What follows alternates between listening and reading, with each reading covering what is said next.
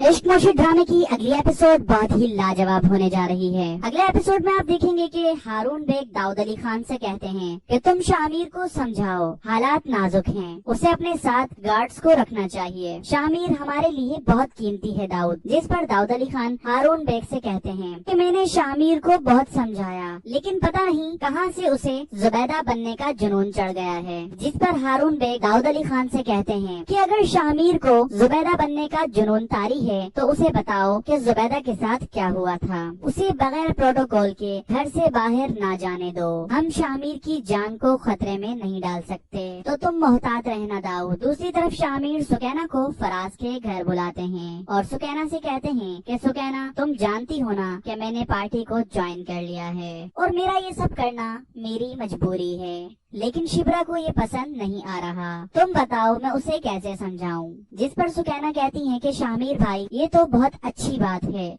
लेकिन हुआ क्या है, सब ठीक तो है ना? शिप्रा ऐसा क्यों कह रही है? जिस पर शामिर कहते हैं कि मुझे पार्टी ज्वाइन करने के बाद बहुत सी धमकियां मिल रही हैं, जिसकी वजह से शिप्रा मुझे इससे पीछे हटने को कह रही है। शामिर की ये बात सुनकर सुकैना हैरान रह जाती हैं। फिर आप देखेंगे कि शिप्रा ड्राइवर के साथ अपने घर की तरफ जा रही होती हैं, लेकिन महरीन के भेजे हुए गुंडे शिप्रा की गाड़ी का पीछा करते हैं। फिर अचानक वो गाड़ी पर फायरिंग शुरू कर देते हैं। ड्राइवर जैसे ही गाड़ी को रिवर्स करने की कोशिश करता है तो गाड़ी बंद हो जाती है और उन गुंडों की तरफ से चलाई हुई एक गोली शिप्रा के पेट में जा लगती है और वो गुंडे वहाँ से भाग जाते हैं, जिसके बाद शिप्रा बेहोश हो जाती है। दूसरी तरफ शामिर मीटिंग के लिए जा रहे होते हैं कि उन्हें अपने दिल में अजीब सी बेचैनी महसूस होती है और वो अपनी गाड़ी को अचानक से रोक लेते हैं। फिर आप देखेंगे कि ड्राइवर शिप्रा को हॉस्पिटल लेकर जाते हैं और साथ ही शामिर को कॉल कर देते हैं। डॉक्टर शिप्रा का ऑपरेशन शुरू करते हैं और शिप्रा की गोली निकाल देते हैं। फिर जब दाऊद अली खान को इस हादसे का मालूम होता है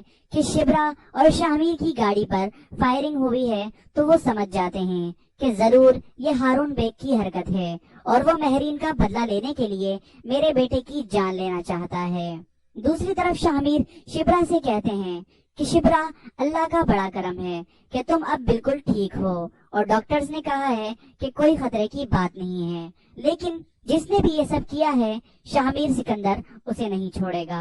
फिलहाल तुम रेस्ट करो। दूसरी तरफ शिप्रा को गोली लगने का सुनते ही सुलेमान साहब को बहुत गुस्सा आता है और वो सफिया से कहते हैं कि देखो सफिया, मैंने तुम्हें कहा भी था कि उस घर में मेरी शिप्रा कभी किसी हाल में खुश नहीं रह सकेगी। देखो आज वो जिंदा